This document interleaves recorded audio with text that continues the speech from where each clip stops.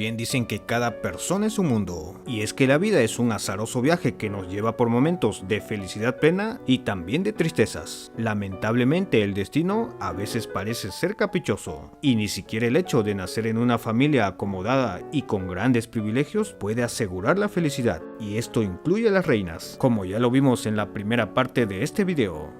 Es tiempo de seguir conociendo la historia detrás de estas reinas cuyas vidas no fueron nada fáciles como muchos pensarían. Sin más, hoy les presento 3 reinas que tuvieron trágicos destinos, parte 2. María Estuardo, o también llamada María I, fue la reina de Escocia durante un periodo entre 1542 a 1567. Ella fue la única hija legítima de Jacobo V y María de Guisa. Su historia como reina comenzó apenas a 6 días de su nacimiento, pues tras la muerte repentina de su padre es declarada reina de Escocia, aunque obviamente por su edad no pudo gobernar, y en cambio Escocia fue gobernada por regentes hasta que ella tenga la edad suficiente. La pequeña María, calificada como una niña vivaz, inteligente y bonita, a la edad de 5 años, con un matrimonio ya pactado por su madre, fue enviada a Francia, donde pasaría sus siguientes 10 años. Ahí recibiría la mejor educación posible. Curiosamente, la niña fue acompañada por su propia corte, que estaba integrada por 2 hermanastros ilegítimos y 4 niñas de su edad con el mismo nombre e hijas de familias nobles. Bueno, siendo la favorita de la corte, aprendió francés, latín, griego, español e italiano, además de su escocés nativo. También aprendió a tocar instrumentos, prosa, equitación, cetrería y costura, es decir, tenía un futuro prometedor. A los 16 años se casó con Francisco II de Francia, que ascendió al trono tras la muerte de Enrique II, y ella se convirtió en la reina consorte de Francia. Y de paso, según las leyes, María también se convertiría en la siguiente en la línea al trono inglés, después de su prima, la reina Isabel I de Inglaterra, quien no tenía hijos, aunque según la Iglesia Católica, María era la legítima heredera al trono. Sin embargo, eran muchos los que no apoyaban a María, además que la voluntad de Enrique VIII no la favorecía. En el año 1560 la tragedia empezó a caminar junto a ella, ya que ese mismo año su madre y esposo fallecerían. Ella, bastante afligida, partió de vuelta a Escocia, mientras que su suegra se convertiría en regente del hermano menor de su esposo, quien heredó el trono francés. Por supuesto, desde que se fue de Escocia, las cosas habían cambiado, y la situación política era compleja y muy peligrosa. Escocia estaba dividida entre católicos y protestantes, y ella no era bien vista por algunos ya que era católica, por ejemplo por su hermano ilegítimo Jacobo Estuardo, quien era protestante. Para decepción de la facción católica, María se mostró tolerante con los políticos protestantes y mantuvo a su medio hermano como consejero. En todo esto no dejó de lado sus pretensiones como presunta heredera al trono inglés. Entre esta y otras decisiones, la joven María no terminaba de agradar, y algunas voces se alzaban contra ella.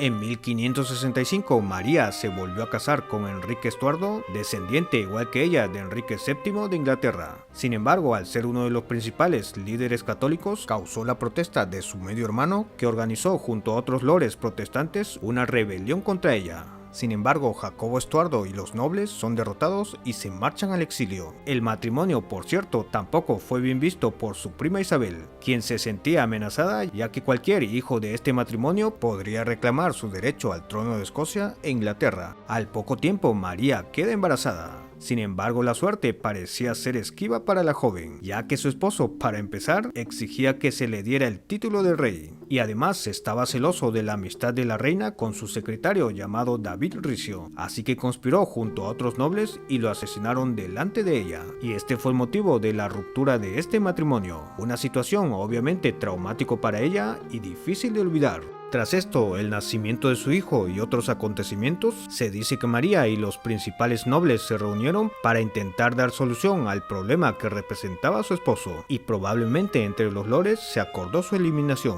Así que en Edimburgo, la casa donde él se hospedaba y se recuperaba de una enfermedad, explota. Y claro, Enrique Estuardo fue encontrado muerto.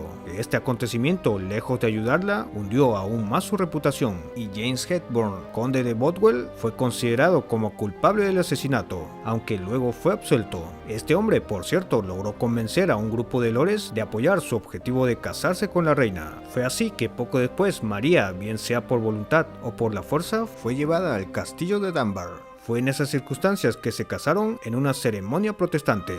La nobleza en esta ocasión se mostró totalmente en contra del matrimonio. Después de algunas negociaciones fallidas, encarcelaron a María en el castillo de Lochleven. En ese periodo sufrió un aborto de gemelos y luego fue obligada a abdicar en favor de su hijo Jacobo de apenas 1 año de edad. Ella logra escapar y reúne un pequeño ejército para intentar recuperar el trono. Sin embargo, no lo logra y huye a Inglaterra. Aunque a los pocos días es capturada y durante su encarcelamiento su prima Isabel cuestiona su participación en el asesinato de Enrique Estuardo, así que ordena una investigación. Isabel, considerando los derechos de María al trono, la mantiene prisionera por 18 años. Finalmente, después de una serie de conspiraciones, negociaciones y acusaciones en su contra de parte de diferentes agentes políticos, María fue declarada culpable por traición por 40 nobles, incluyendo católicos. María fue decapitada en el castillo de Fotheringhay el 8 de febrero de 1587 a la edad de 45 años. Durante su ejecución, ella usaba un vestido rojo y se declaró una mártir católica, y así una vida marcada por amarguras, traiciones y conspiraciones en contra de ella llegó a su fin. Irónicamente, su sepulcro se encuentra a solo 9 metros del sepulcro de su prima Isabel. Las dos reinas nunca llegaron a conocerse. María Carlota Amelia Augusta nació allá por el año 1840. Fue princesa de Bélgica de nacimiento y por su matrimonio archiduquesa de Austria, y entre otros títulos. Fue una de las hijas del matrimonio formado por el rey Leopoldo I de Bélgica y la princesa Luisa María de Orleans. Carlota tuvo 3 hermanos, uno de ellos no logró sobrevivir a su infancia. Tenía una buena relación con su abuela María Amalia, la reina de Francia y consorte de Luis Felipe de Francia. A la edad de 10 años, la pequeña Carlota experimentó la dolorosa pérdida de su madre, quien murió de tuberculosis, así que gran parte de su infancia la pasaba con la familia de su madre y también con su abuela. En 1857, Carlota se casaría con el archiduque de Austria Fernando Maximiliano de Habsburgo, hermano de Francisco José I, emperador de Austria, que por cierto fue esposo de Isabel de Baviera, de quien ya hablamos en otro video. Bueno, la joven Carlota fue recibida en la corte bastante bien. De hecho, su suegra la veía como un ejemplo de esposa perfecta. Más adelante, por presiones del rey Leopoldo I, se da a Maximiliano el reino de Lombardía-Venecia. Fue así que Carlota pasó varios años en Italia, donde vive algunos años relativamente felices. Sin embargo, al estar Lombardía y Venecia bajo el dominio del Imperio Austriaco, la pareja no tenía verdadero poder, así que ambos estaban deseosos de esto. Fue así que la pareja aceptó la oferta del trono de México, hecha por un grupo de conservadores mexicanos que anhelaban un imperio para solucionar la inestabilidad política en México.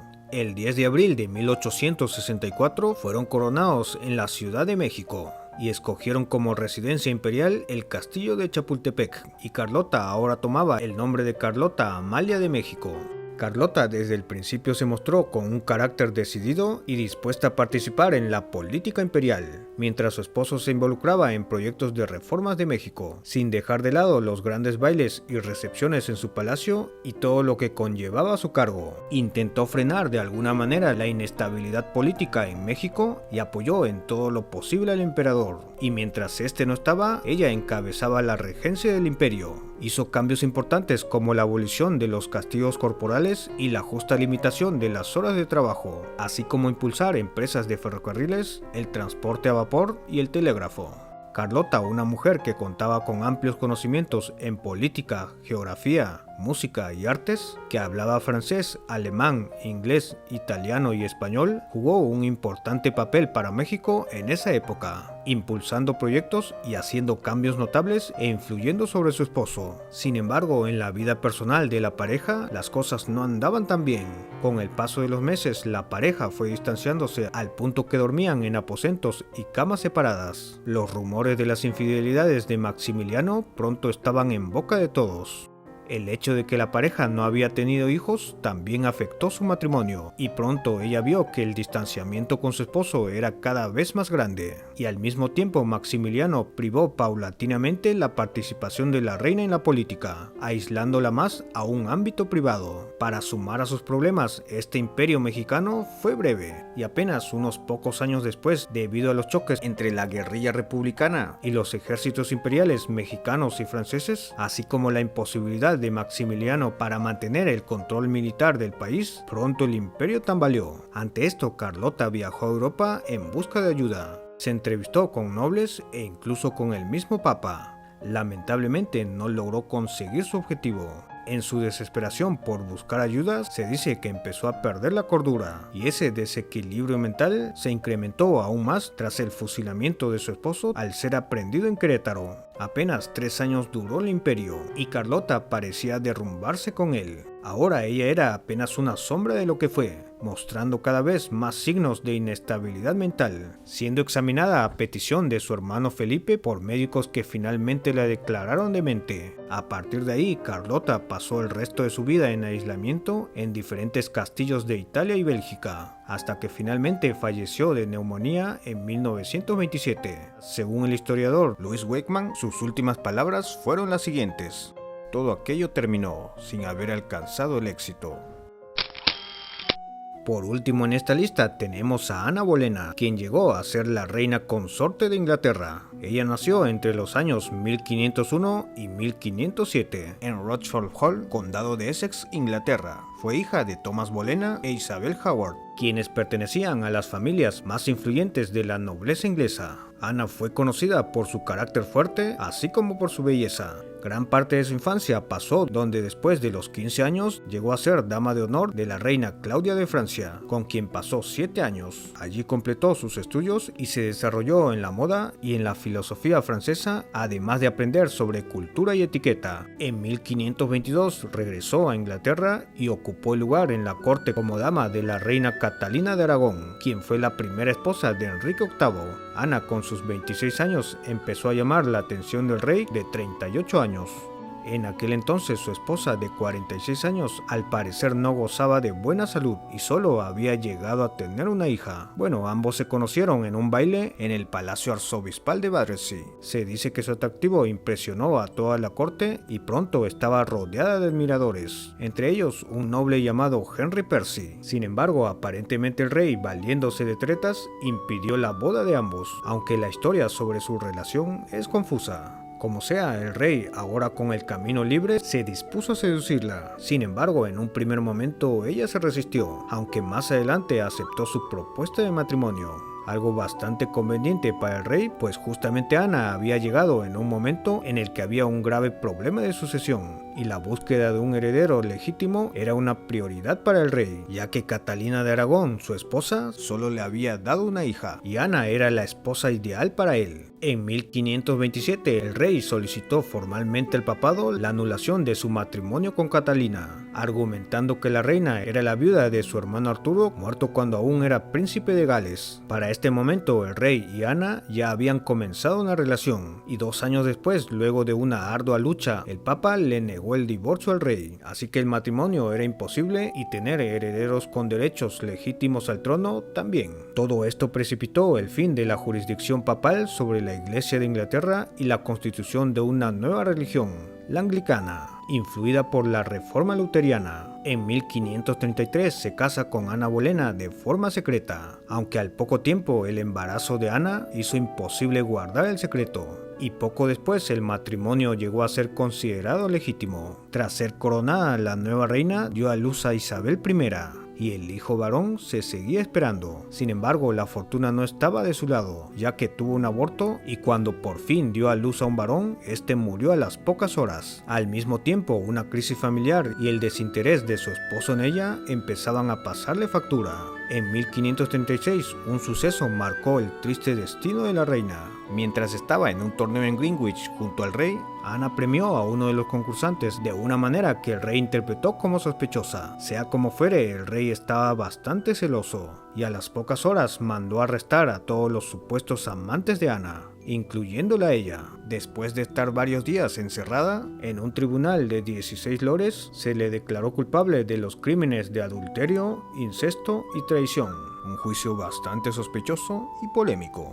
Fue condenada a la decapitación y se dice que mantuvo una conducta serena e incluso dio un discurso. Irónicamente, los próximos intentos de Enrique VIII por dejar un heredero fueron inútiles, y años más tarde la hija de Ana Bolena, Isabel I, ascendía al trono como reina, quien se negó a contraer matrimonio y así su dinastía desapareció. Bien amigos, eso ha sido todo por este capítulo, pero sigan dejando sus recomendaciones sobre reinas para esta lista. Estaré leyendo sus comentarios. De paso, cuéntenme qué biografía les sorprendió más. Recuerda que si este video fue de tu agrado, dale un generoso like y compártelo para que más gente lo vea. Sígueme en todas mis redes para hacer que esta comunidad crezca más y más. Estoy en Facebook, Twitter e Instagram. Todos los links los dejaré en la descripción. Y si esta es la primera vez que te cruzas con un video mío, te invito a que te suscribas y actives todas las notificaciones. Te aseguro que no te arrepentirás. Sin más, gracias por escucharme y nos vemos hasta un próximo video. Hasta pronto.